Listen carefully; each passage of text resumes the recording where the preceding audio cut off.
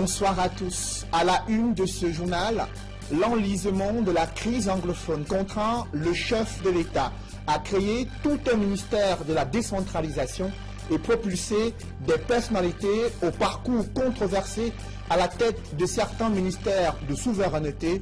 Ce réaménagement du gouvernement peut-il apporter des solutions aux crises sociales et politiques qui déchirent les régions anglophones? Quelles sont les feuilles de route prescrites à ces nouveaux ministres à 8 mois de l'élection présidentielle au Cameroun? Et comment réagit la classe politique? C'est le dossier du 20h ce lundi. L'intégration régionale économique prend un sérieux coup après l'échec de la tentative de coup d'État survenue en Guinée équatoriale. Malabo a fermé ses frontières terrestres depuis près de 2 mois et les opérateurs économiques sont au bord de l'asphyxie. C'est un grand reportage réalisé à Kiossi, ville frontalière entre le Cameroun et la Guinée équatoriale.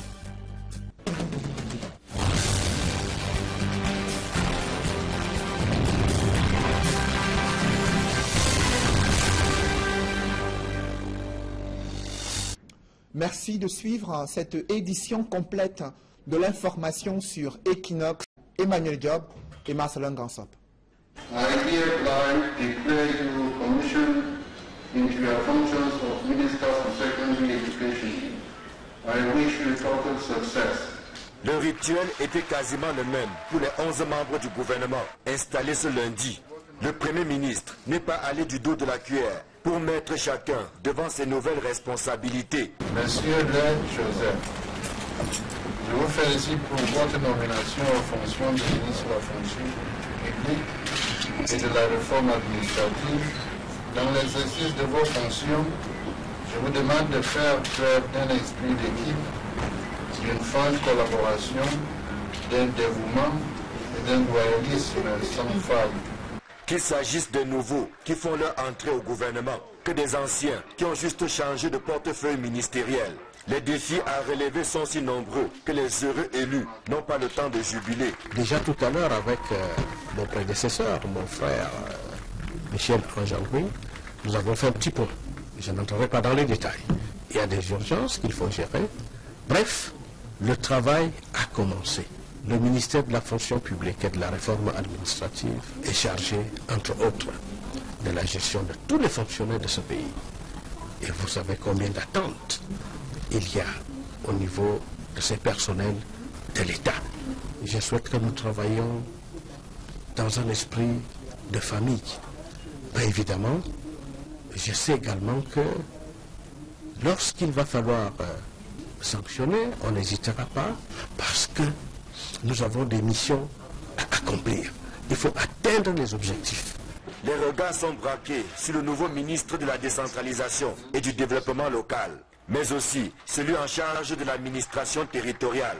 Le contexte de leur prise de fonction est si particulier que les attentes sont nombreuses. Pareil pour les nouveaux patrons de l'économie et des finances, de l'eau et de l'énergie, sans oublier les enseignements secondaires et les transports.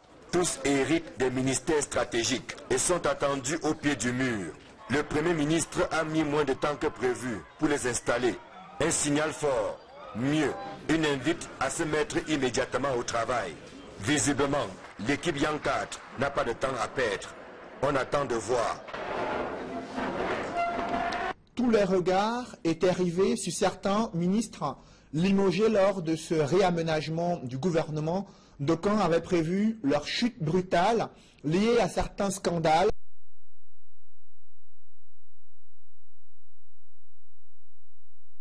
Serein et décontracté lors des passations de services qui sont intervenues ce lundi matin. D'aucuns ont même bénéficié d'un bain de foule en guise de revoir. Reportage Joël Essengue, Marcelin Gansop et Emmanuel Diop.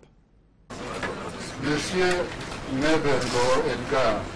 De toutes les passations conduites par le Premier ministre, celle entre les ministres entrant et sortant des transports aura retenu l'attention.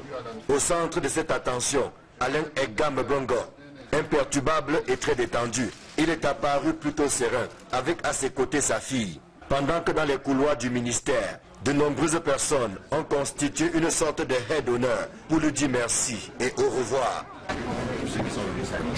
Devant notre micro, Alain Edgar Mbongo n'a pas souhaité s'exprimer. Monsieur le ministre, Il a par contre pris tout le temps nécessaire pour partager une dernière poignée de main avec ceux qui ont été ses principaux collaborateurs pendant plus de 2 ans. Notre souhait de percer le mystère de l'incident survenu le week-end à son domicile et impliquant un confrère du quotidien Le Jour n'a pas été exaucé. Hélas, un autre membre du gouvernement qui était sous les feux de projecteurs est Ange Michel Angouan. Le magistrat est apparu lui aussi assez détendu au lendemain du bras de fer avec le directeur général de l'ENAM. Il a été limogé alors qu'il venait de servir une demande d'explication à l'UNIS Toussaint Mendiana. La longue accolade avec son remplaçant, Joseph Lé, lui a certainement fait du bien lors du passage de témoins entre ses 2 fils de la région de l'Est.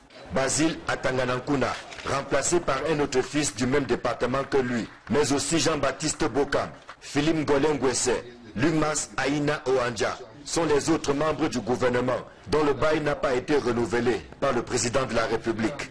Ils quittent la scène à la grande déception de leurs proches, mais avec la consolation de voir leur travail reconnu au plus haut niveau, tel que le Premier ministre l'a rappelé, partout où il est passé. Monsieur Mebergo Edgar Alain, au nom du président de la République, je vous remercie pour le service rendu à la nation en qualité de ministre du Transport et vous souhaite bonne chance dans vos futures activités. Il est sous le feu des projecteurs en raison de son ascension au sein du gouvernement. Après avoir passé 10 ans à la présidence de la République, Paul Atangandi est propulsé nouveau ministre chargé de l'administration territoriale. Lui qui est nouvelle figure du gouvernement il y a 4, son parcours professionnel et politique est parsemé de quelques controverses. Cadre politique du RDPC dans le Nord-Ouest, il a été présenté plusieurs fois comme l'un des jokers du chef de l'État sur le théâtre de la crise anglophone, mais ses opinions politiques ont souvent été sujettes à caution. Esquisse de portrait de Paul Atangandi, nouveau ministre de l'administration territoriale, avec Guy Zogo. De toutes les promotions opérées par Paul Biya le 2 mars dernier, lors du réaménagement du gouvernement, celle de Paul Atangandi est certes la plus inattendue, mais aussi la plus significative. À 58 ans, ce natif de Bamenda, qui vient d'être promu au si important poste de ministre de l'administration territoriale, détonne dans le gouvernement camerounais. Dans son édition du 4 décembre 2017, le magazine panafricain Jeune Afrique parlait de lui en termes d'amis très discrets de Paul Biya et l'annonçait déjà au gouvernement. Paul Biya a confirmé ses prédictions, mais surtout il a effectivement confirmé sa proximité avec lui, qui est au fond son homme de confiance dans la réponse à donner à la crise anglophone, le nouveau Minat étant un partisan de la ligne dure dans la gestion de cette crise. Lui qui affirme par exemple Urbi et Orbi qu'il n'y a pas de crise anglophone au Cameroun. C'est d'une certaine manière l'aboutissement d'une vie pour ce banquier qui s'est formé au Nigeria avant de se lancer dans les affaires au Cameroun en créant une banque au début des années 80. Puis dans la foulée, il s'illustre par des donations au gouvernement avant de devenir familier à quelques pontes du régime au point même de jouer un rôle majeur pour briser les villes mortes en 1990. Mais Paul Atangandi, c'est aussi de solides inimitiés dans le sérail et l'opposition où certains le qualifient sans détour d'opportuniste. De plus, quelques affaires, à l'instar de celle de la Campost, où son nom a été cité, l'ont souvent placé sous les feux de la rampe. Ce qui manifestement n'aime pas l'intéressé, qui se considère avant tout comme un fantassin de Paul Biya, qui en retour lui garantit bien ce rôle. Et face à l'enlisement de cette crise anglophone, le président de la République multiplie les actions pour mettre un terme à ce débat de plus en plus entendu sur la forme de l'État, un débat amplifié sur le théâtre de la crise anglophone avec les fédéralistes et une minorité séparatiste. Paul Biya qui vient de créer tout un ministère de la décentralisation et du développement local. Il a également propulsé des personnalités au parcours controversé à la tête de certains ministères stratégiques, des personnalités anglophones, un signal clair du président de la République qui peine à apaiser les tensions sur le théâtre de la crise anglophone. Décryptage avec Serge Alain Autou. Paul Biya, à travers le réaménagement de l'équipe gouvernementale Yan 2, est resté fidèle à la philosophie qui guide son pouvoir depuis 1982. Être le seul maître à bord qui n'écoute que lui-même. Au sujet de la crise dans les deux régions anglophones du Cameroun, le chef de l'État a définitivement tranché le débat sur la forme de l'État. Pour lui, le Cameroun sera un État décentralisé. La création d'un ministère de la décentralisation et du développement local, à la suite de la scission de l'ancien mastodonte administration territoriale et décentralisation, est une réponse claire. La sortie récente de Chief Moukete n'aura pas fait fléchir Paul Biya. Le centenaire, non sans avoir égratigné au passage son camarade de parti sur son inaccessibilité, martelait que seul le fédéralisme constituait la voie royale pour une sortie définitive de la crise dans laquelle le Cameroun est plongé depuis plusieurs mois. Il faisait entendre sa voix après que le principal parti de l'opposition, SDF, en ait fait un élément fondamental dans son projet de société. Pour parachever le processus de décentralisation et impulser le développement des régions, Paul Biya, sur proposition du Premier ministre, a porté un francophone à la tête de ce nouveau département ministériel. Une chose qui vient ajouter à la déception des Camerounais élevés dans la langue de Shakespeare. À défaut du fédéralisme, les anglophones se seraient attendus à une meilleure répartition du gâteau national. Une redistribution plus qu'équitable, où les ministères de souveraineté leur reviendraient comme titulaires, à savoir finances, défense, justice ou affaires étrangères. Il m'a observé en confiant le portefeuille de l'administration territoriale à Paul Atangandji, un originaire du Nord-Ouest, et celui des enseignements secondaires à Pauline Nalova Lyonga RB, originaire du Sud-Ouest. Paul Biya, de l'avis de certains observateurs, aura porté au firmament des personnalités dont la légitimité a pris un sérieux coup depuis le déclenchement de la crise. Pauline Nalova Lyonga, on s'en souvient que c'est du temps où elle était recteur de l'université de Buea que les étudiants camerounais ont subi la pire humiliation de l'histoire des revendications estudiantines. Les élèves et enseignants des deux régions anglophones qui ont déserté les salles de classe depuis octobre 2016 n'ont qu'à bien se tenir. Paul Atangandji, secrétaire permanent du Conseil national de sécurité et chargé de mission à la présidence de la République, voit sa fidélité récompensée par le prince avec le poste de ministre de l'administration territoriale. Il fallait à Paul Biya un homme de poigne au-dessus de la préfectorale pour conduire le calendrier électoral en cette année 2018. Au plus fort de la crise, un fidèle, originaire du Nord-Ouest.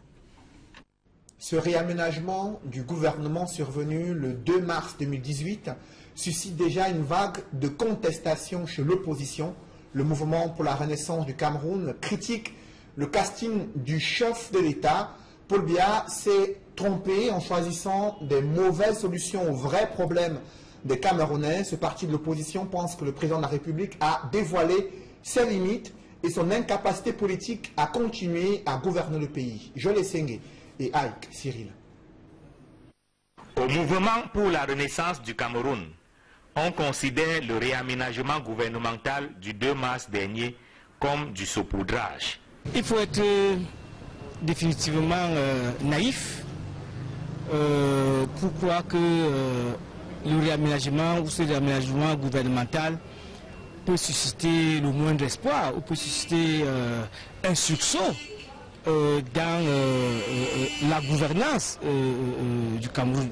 Je crois que c'est un réaménagement cosmétique, juste pour faire un jeu de chaises musicales, et qui n'apporte rien au peuple camerounais. On ne peut rien y attendre, parce qu'effectivement,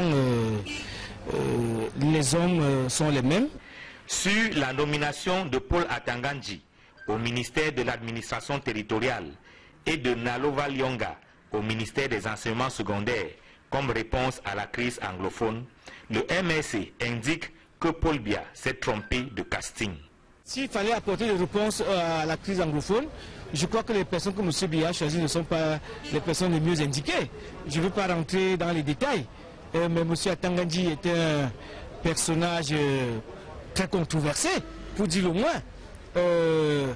Madame Nalova ancienne vice-chancellor de l'université de Boya, est tout aussi controversée.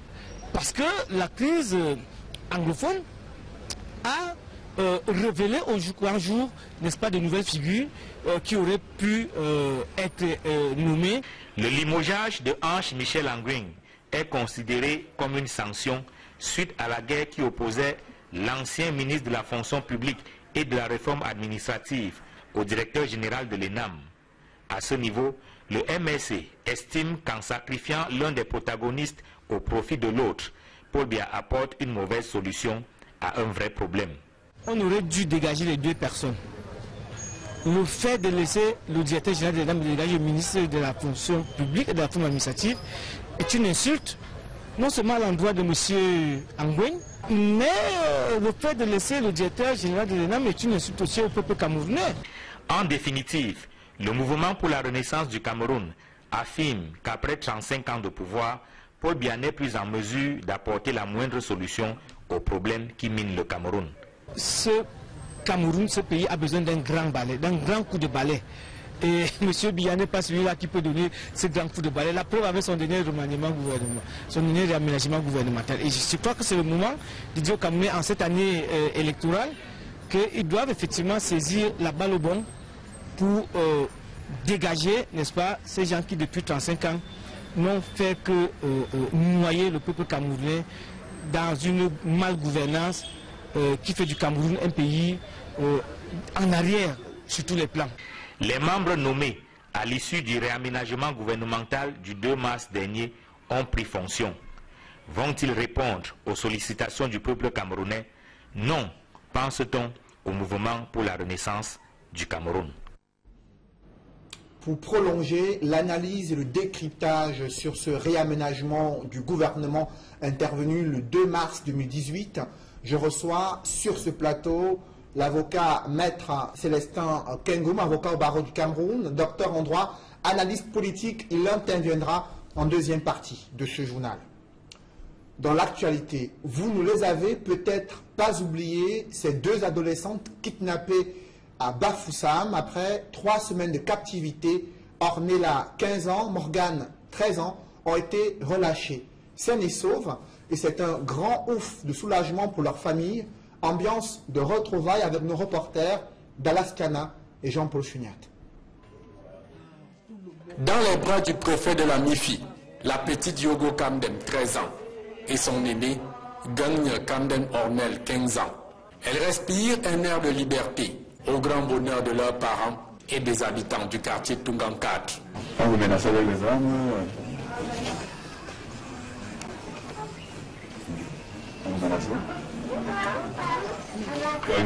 après 24 jours en captivité, elles ont été relâchées dimanche 4 mars 2018 à 19h passées, moyennant une rançon au montant tenu secret. Elles ont été libérées vers 19h30 au niveau de l'entrée de la ville en quittant Banjoun pour entrer à Bafoussam. C'est ce qu'elles ont dit, ce qu'elles ont déclaré.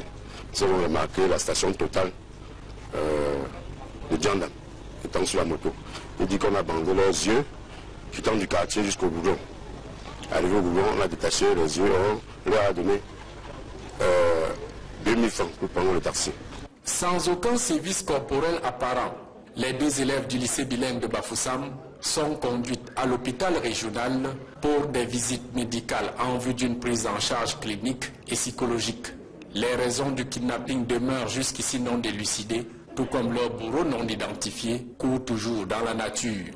En rappel, les fillettes Kamdem étaient enlevées par des inconnus dans la nuit du 8 février dernier au domicile familial. Ces derniers exigeaient alors une rançon de 4 millions de francs CFA. L'intégration régionale économique et la libre circulation prennent un sérieux coup en Afrique centrale après l'échec de la tentative de coup d'État survenue en Guinée équatoriale. Malabo a fermé ses frontières terrestres depuis près de 2 mois et la situation pèse déjà sur les opérateurs économiques installés à Kiossi, ville frontalière entre le Cameroun et la Guinée équatoriale. Reportage Roger Takala, Gladys Sidier et Innocent Abega. La vie semble avoir suspendu son cours dans la ville de Kiossi, frontière entre le Cameroun et la Guinée équatoriale. Zone à forte activité commerciale, les vendeurs qui s'y trouvent enregistrent d'énormes pertes depuis le coup d'État manqué du mois de décembre en Guinée équatoriale qui a conduit à la fermeture de la frontière. Si je me trouve ici actuellement, c'est pour aller au deuil en Guinée équatoriale, ici à Ebimini. J'ai perdu mon beau-fils là-bas. Donc je suis allé au village, au centre, pour faire les préparatifs. Donc la levée c'est à Bata. Arrivé à la chaîne, on me demande de ne pas traverser pour que je retourne. Ils ne veulent pas que je traverse. On ne s'en sort pas avec la fermeture de la chaîne. On peut dire tout est bloqué. Même pour manger, on ne s'en sort pas. La majorité de mes clients sortent de la Guinée équatoriale. Et aujourd'hui, quand ils ne sont pas là, il n'y a pas moyen. Tu vas passer une journée, même une semaine, au trop, une tête. Et que la tête qui va venir là même, la personne va seulement venir te supplier seulement pour que tu l'aides seulement. Donc, pour dire vrai, on ne s'en sort pas avec la fermeture de la chaîne. Les commerçants lancent un cri de détresse à l'endroit des autorités des deux pays pour un retour à la normale. Les marchandises, pourtant disponibles en grande quantité, se détériorent faute d'acheteurs. Le marché ne passe pas vu la fermeture de la chaîne. Les gens de Yaoundé, ceux qui arrivent ici nous disent que les médias parlent là-bas que la chaîne est ouverte, pourtant la chaîne n'est pas ouverte. Elle est encore fermée. Si jamais on fait cette chaîne pour le suivi, pour que nous autres, qu'on essaie de vivre, parce que c'est par rapport à ce marché que nous autres, nous vivons, on paie la location et on mange. On envoie les enfants à l'école. Quand ça ne va pas, on va vendre qui? La marchandise se gâte, ça ne se vend pas, ça pourrit. Ici, les clients se recrutent en grande majorité parmi les ressortissants de Guinée équatoriale. Dans l'impossibilité d'aller et de venir, l'économie dans la zone connaît une baisse drastique. À côté de son éternel problème d'absence de l'énergie électrique qui pousse les habitants à s'alimenter au moyen des groupes électrogènes, avec la fermeture de la frontière, la ville de Kiossi se meurt peu à peu.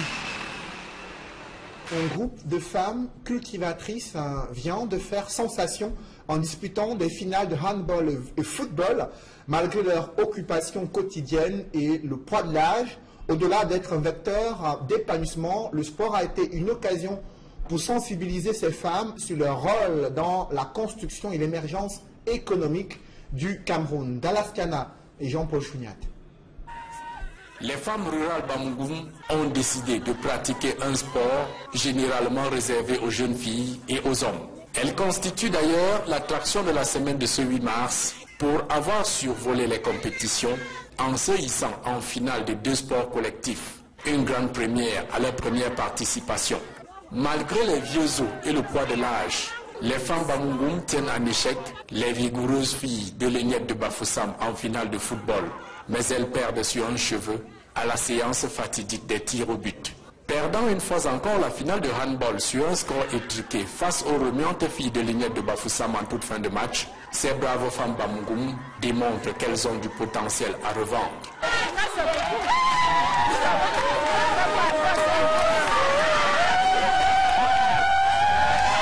Les vainqueurs prennent leur victoire très au sérieux. Victory is victory. Victory!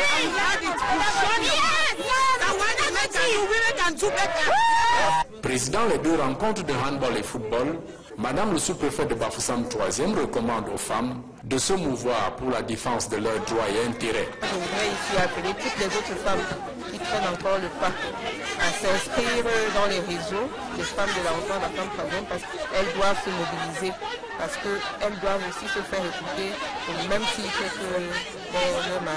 La présidente du réseau des associations des femmes de Bafoussam 3e appelle toutes les femmes à plus de responsabilités. Il faut fêter, et après la fête, il faut rentrer bien à la maison, bien évidemment à la maison, s'occuper des enfants et du reste. Donc je demande aux femmes, à celles qui n'ont pas encore saisi le message, d'être responsables, d'être dignes, parce que c'est tout cela qui caractérise une femme. Depuis son arrivée à la tête de l'arrondissement de Bafoussam 3e, le sous-préfet Liliane Twenta Tangana a fait de la pratique du sport un vecteur de distraction et d'épanouissement des femmes rurales de Bamougoum, généralement renfermées dans leurs casseroles et leurs champs, surtout en cette période de semaille. Une fois passée cette semaine consacrée à la femme, très peu d'entre elles pratiquent des activités sportives. Pourtant, c'est l'un des moyens pour prévenir Les maladies cardiovasculaires, tenez-vous bien, les femmes sont de plus en plus exposées à ces maladies, bien plus que les hommes. C'est le constat que font des spécialistes de la santé qui ont tenu à donner des conseils aux femmes sur leur hygiène alimentaire, leur mode de vie, mais aussi sur la nécessité de pratiquer du sport afin de réduire les risques de pouvoir contracter ces maladies cardiovasculaires. Reportage Flavien Valondongo. Le cœur de la femme est fragile. Il est davantage exposé aux maladies cardiovasculaires à cause des frustrations et surtout du non-respect des prescriptions médicales. Les maladies cardiovasculaires représentent la première cause de mortalité chez la femme aujourd'hui et en plus chez la femme jeune de moins de 50 ans.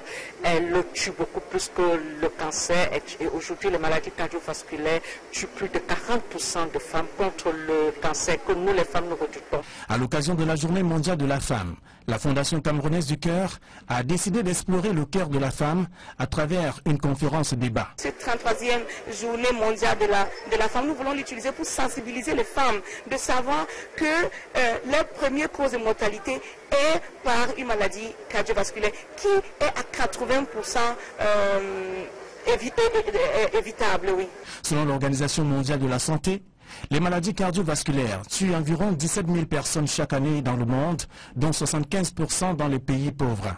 Des chiffres qui sonnent comme une alerte à la prudence et plus encore à la prise de conscience. Et la bonne nouvelle, c'est que la maladie cardiovasculaire à 80% peut être prévenue et c'est pour ça que nous mobilisons les cardiologues et tous ceux qui travaillent pour la santé pour essayer de diminuer ces taux de mortalité. Les cardiologues de la Fondation camerounaise du cœur, décidés de tordre le cou à ces pathologies, ont égrené un ensemble de précautions à prendre pour éviter le pire. Surtout chez la femme, c'est d'abord de lutter contre le surpoids, de lutter contre l'obésité, parce que l'obésité à elle seule est responsable ou fait le lit de l'hypertension artérielle, du diabète et du mauvais cholestérol. Il est également important pour la femme d'avoir un bon équilibre alimentaire associé à une bonne activité physique régulière et adaptée à sa condition physique. Les comportements à risque et pire encore, la mauvaise alimentation sont à proscrire dans nos rations alimentaires, prescrivent les médecins. Ce réaménagement du gouvernement survenu le 2 mars 2018 peut-il apporter des solutions aux multiples crises sociales, économiques, politiques et sécuritaires qui secouent le Cameroun depuis quelques années? Quelle évaluation peut-on faire des feuilles de route ministérielles prescrites à ces nouveaux membres du gouvernement à 8 mois de l'élection présidentielle? On en parle dans une poussière de secondes.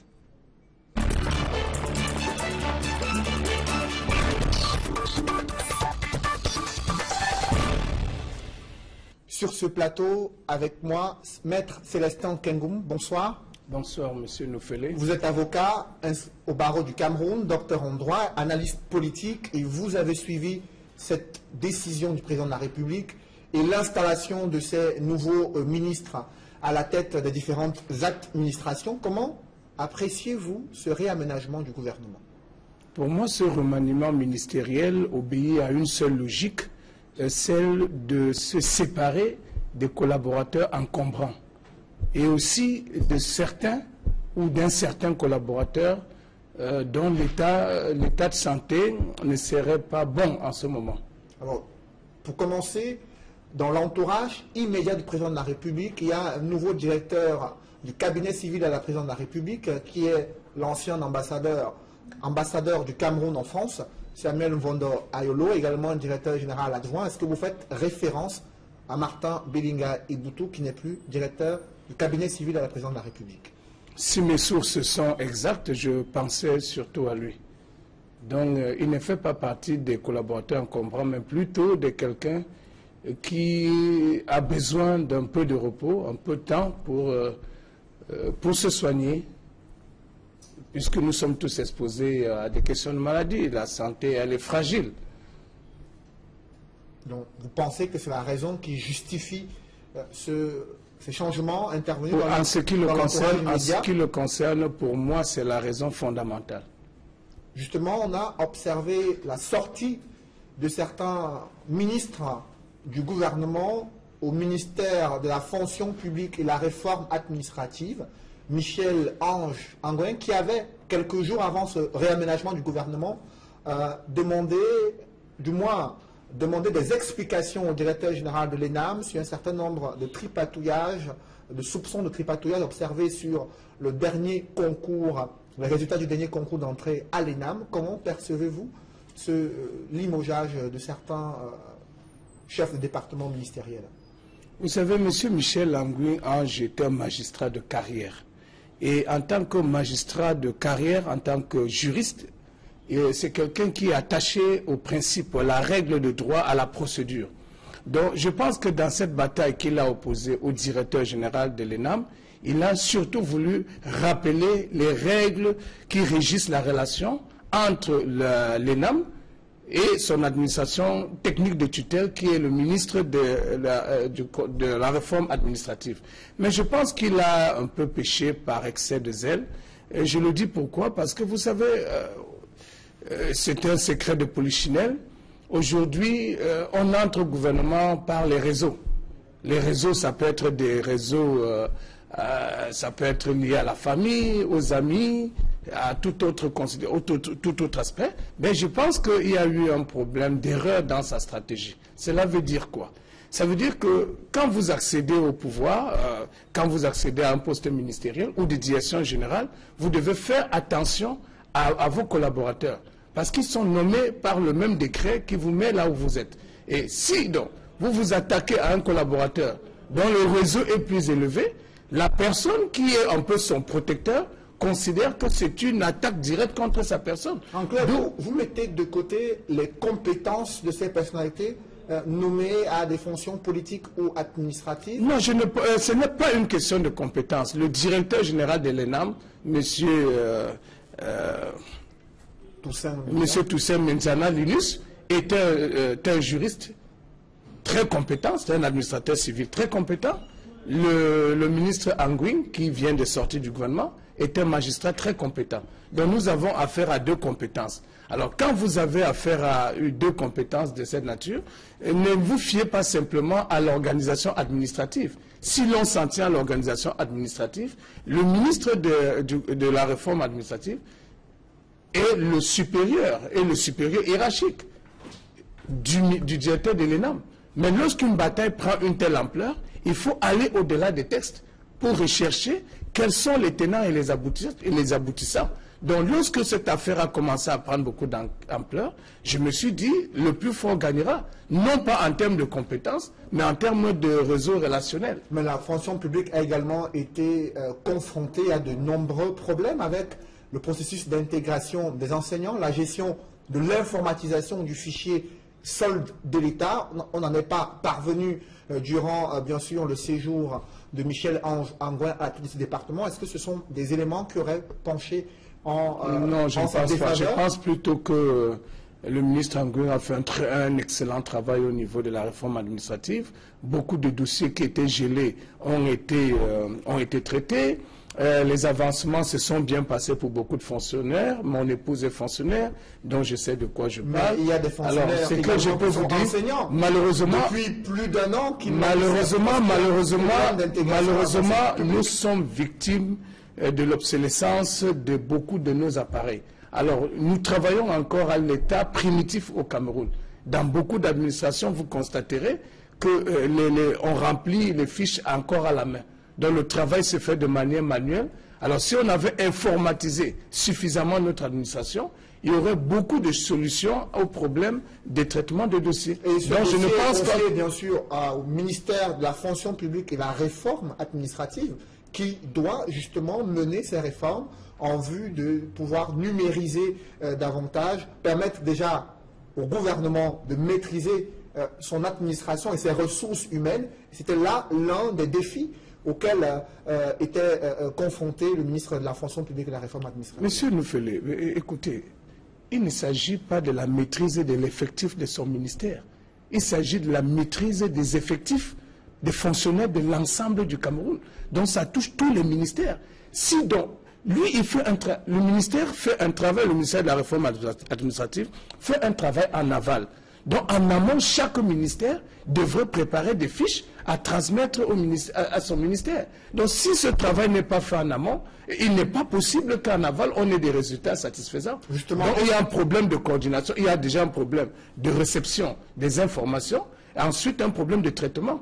Est-ce que ce ministère a reçu toutes les informations nécessaires des différentes administrations? Ça, c'est la question qu'on devrait se poser. Un autre secteur clé, bien sûr, pour la croissance économique du Cameroun, c'est le ministère des Transports, où Edgar Alla Mbongo n'a pas survécu à ce réaménagement du gouvernement, survécu entre guillemets. Il a été limogé du gouvernement. C'est désormais Ernest Massé Nangal Bibé qui prend les rênes du ministère des Transports. Comment appréciez-vous les enjeux au sein de ce ministère-là? Bon, au sein de ce ministère, je pense que M. Bibé est bienvenu. C'est quelqu'un qui s'y connaît dans le secteur du transport pour être le promoteur d'une entreprise de transport public qui opère dans la ville de Douala et qui a des relations assez poussées avec plusieurs opérateurs économiques dans le secteur des transports. Vous savez, pour bien diriger un ministère aussi sensible, il faut s'ouvrir, il faut dialoguer, il faut aller vers les gens du terrain. Il ne faut pas attendre que l'information vous retrouve dans votre bureau. Donc un ministre des Transports doit être très permanent dans une ville charnière comme Douala. Parce que Douala, quand même, a le premier port. Avec l'arrivée de Kribi, nous aurons un deuxième port, mais en attendant le fonctionnement optimal du port de Kribi, Douala demeure quand même le poumon. C'est par Douala que la plupart des étrangers entrent. C'est de Douala qu'on exporte la plupart des marchandises produites ou récoltées au Cameroun. Donc, du coup, le ministre des Transports doit être quelqu'un qui est assez proche de ceux qui interviennent dans ce secteur. Nous, autres avocats, par exemple, nous avons besoin de le rencontrer pour résoudre un problème, parce que, je vous donne un exemple aussi assez simple. Pour saisir un navire, il faut obtenir l'avis favorable du ministre des Transports. Or, un navire séjourne dans un quai 24-48 heures. Pour ceux qui font des opérations en ro-ro, c'est-à-dire qu'ils sont là pour un délai très bref. S'il faut monter à Yaoundé, attendre qu'un ministre vous signe un avis favorable, avant de rentrer sur Douala, obtenir l'autorisation du juge, vous en avez pour près d'un mois. Et du coup, ça paralyse tous ceux des importateurs qui ont des marchandises avariées, qui ont des marchandises perdues ou des marchandises détruites, qui ne peuvent plus engager des procédures judiciaires pour rentrer dans leurs droits. Justement, une autre... Et c'est une paralysie très sérieuse pour nous autres avocats également. À côté de ce secteur des transports, il y a le ministère de l'administration territoriale et la décentralisation. Le chef de l'État a choisi d'éclater ce ministère en 2 départements ministériels avec un accent sur la décentralisation et le développement local. Que pensez-vous de cette réponse politique du chef de l'État à la crise anglophone? Non, je ne pense pas qu'il s'agit d'une réponse politique à la crise anglophone. Je pense qu'il s'agit d'une réponse aux questions, aux préoccupations de l'ensemble des Camerounais. Parce que, voyez-vous, la crise anglophone n'était pas une crise marginale. C'est une crise nationale, c'est une crise qui concerne toutes les régions. Mais seulement ils ont eu d'abord le courage de le faire parce qu'ils avaient un passé beaucoup plus avancé que les pays, ceux des zones francophones en matière de revendication, en matière de respect des droits de l'homme. Donc ce n'est pas une réponse spécifique à la crise anglophone, mais je pense que c'est une amorce vers ce que nous attendons tous, la décentralisation. Mais il y a des voix qui s'élèvent de plus en plus pour prôner le fédéralisme, même au sein du parti au pouvoir, le RDPC, quelle que soit la forme future de l'État du Cameroun, c'est une question d'abord de dialogue. C'est une question de dialogue. Il faut dialoguer. C'est dans le dialogue que certaines tensions s'apaisent. En l'absence de dialogue, on ne peut pas dire que cette la création d'un ministère de la décentralisation viendra résoudre les problèmes. Mais vous avez quand même oublié un aspect, c'est celui des hommes. Tout à l'heure, on a parlé du ministre des Transports. Vous avez un peu omis le ministre des Mines. Ce sont des ministres qui se sont beaucoup enrichis et qui traînaient beaucoup de casseroles. Donc je pense que dans ce mouvement, opéré au sein de du gouvernement camerounais, il y avait surtout le souci de faire partir certaines personnes et de placer des personnes de confiance. Mais cela fait près de 35 ans que le chef de l'État a déjà procédé à une trentaine de remaniements et de réaménagements du gouvernement. Il a utilisé environ 200 à 300 personnalités durant ces 35 ans passés à la tête du Cameroun. Mais le développement économique, l'économie inclusive, le quotidien des Camerounais, rien ne s'est véritablement amélioré. Est-ce que c'est la solution à chaque fois de réaménager ou de procéder à un remaniement ministériel? Non, je vous ai dit d'emblée que ce remaniement ministériel obéit à une seule logique, celle de faire partie des personnes indésirables et de mettre des hommes de confiance à des postes sensibles. Ce mouvement n'a rien à voir avec un souci de faire développer le Cameroun. Non, on a les mêmes hommes, ce sont les mêmes personnes qui sont là. Alors le problème des Camerounais, tout le monde le sait, c'est la centralisation excessive du pouvoir. On ne peut pas au XXIe siècle fonctionner comme nous le faisons encore. Ça, c'est impensable. C'est comme si nous étions dans des dictatures inimaginables. Un ministre de son poste à Yaoundé ne peut pas diriger tout le Cameroun. Voilà le véritable problème. On ne peut pas décider de la construction d'une salle de classe, d'un centre de santé, dans des zones les plus reculées, à partir de Yaoundé. Qui fait des études, qui les réalise, qui les contrôle? La décentralisation, à notre sens, avait le mérite de permettre aux locaux, aux citoyens, là où ils se trouvent, de pouvoir avoir la maîtrise dans leur développement, de connaître quelles sont les priorités, quelles sont leurs priorités, et où peuvent-ils tirer les moyens. Parce que chaque région a des richesses. L'Est a le bois, l'Est a aujourd'hui le diamant, et l'Est a l'or. Il n'y a aucune région pauvre ici au Cameroun. Toutes les régions ont une source de richesse. Le Nord est une grande zone touristique. Nous était Boko Haram, le tourisme dans la région septentrionale serait une source de revenus considérable pour les collectivités locales de ces zones. Merci, Maître Célestin Kengom. Je rappelle que vous êtes avocat au barreau du Cameroun. Également, docteur en droit. Vous n'avez pas besoin de le rappeler tout le temps. Je suis avocat. Mesdames, messieurs, c'est la fin de ce journal. Merci de l'avoir suivi. Je vous souhaite une bonne soirée sur Equinox Télévision. Juste après cette édition du 20h, l'émission 100% foot présentée par Sylvestre Hippolyte Zangao. Bonne soirée sur cette même antenne.